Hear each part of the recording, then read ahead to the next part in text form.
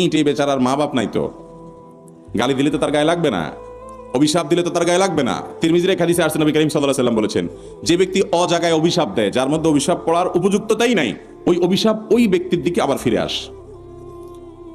দুনিয়াতে আমরা যা যেভাবে চাইবো হুবহু সব কিছু আমার চাওয়া অনুযায়ী বেটে বলে হয়ে যাবে, হবে না।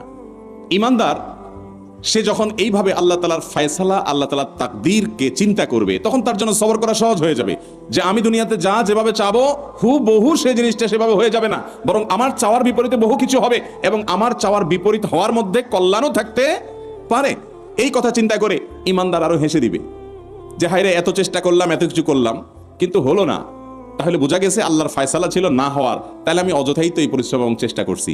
তাহলে জেদ না করে, ক্ষোভ না করে, জেদ না ঝেড়ে, বরং আল্লাহর ফয়সালাটা জানতে পারার পর হাসি মুখে সেটাকে বরণ করার মানসিকতা থাকতে হবে। এর নাম হলো সবর এবং ধৈর্য।